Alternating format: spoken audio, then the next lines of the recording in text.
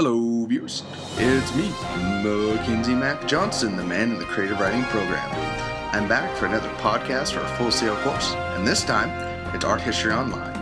For this assignment, I'm to interview a professional in the industry. I was able to get hold of one of my recent teachers from a previous class, Christopher Ramses. Now, I won't go into great detail about him here, but I'll read from his profile on FSO. Before joining Full Sail University, Christopher Ramses spent over a decade working at the local and national news production. Working in news was a great training ground for Christopher's other passion, producing documentary films. Since 2009, Christopher's award-winning films have been featured in the prestigious Hot Springs Documentary Film Festival, the CMG Music Marathon and Film Festival, and the Indie Grits Film Festival. In addition, this year marks his 5th year as a member of the Documentary Selection Committee for Florida Film Festival, a festival voted one of the 20 coolest film festivals for 2010 by Movie Maker magazine. Christopher has a bachelor's in English from Rollins College and is currently finishing up his master's in liberal arts there. Pretty awesome guy, if I have to say so myself. Sadly, I was unable to sit down with him and get a conversation in person, but I was able to get his response to my questions. So, let's get to it. Alright, so question 1. What do you see as a role of the visual arts in mass-mediated visual world? With new communications and media technologies, imagery is almost instantly available cross-culturally. Do you believe this has had a positive or negative influence on the industry? Do you have an example? His response. I see the role of visual arts as one that should force us to examine who we are as a culture. I can only answer the question from my own limited perspective. For the last 5 years, I have served on the documentary committee for the Florida Film Festival. Each year, I have screened over 300 documentaries. What I've seen over those 5 years has transformed deeply my understanding of humanity.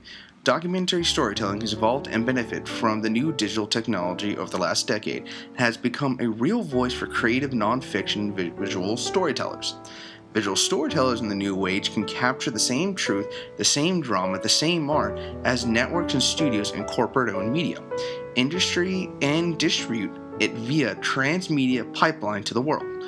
Examples: Hoop Dreams, Man on a Wire, Merrill & Co., Exit Through the Gift Shop. Question number 2. What popular images do you see that are frequently rechanneled throughout the entertainment industry? His response. I'm not sure I understand the question, but I think the ironic burned stern photo of Marilyn Monroe are frequently revisited, recently by Lindsay Lohan. The portrait of Che Guevara comes to mind. On the flip side, there are a lot of racial stereotypes and imageries of graphic violence in both cinema and the game industry. Question number 3. Are there particular images that this industry has popularized or even created? His response.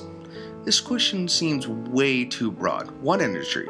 Perhaps the answer above works here also. Perhaps the sexy vampire.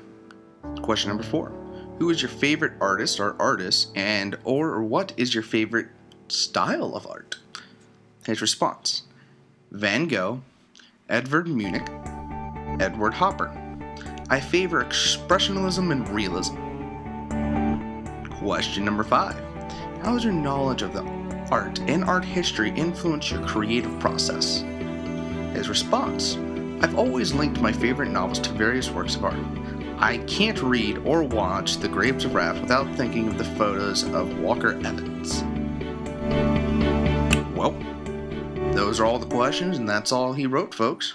So before I sign out, here are the few things that I used during this podcast, and you guys have a pleasant day. Thanks for watching.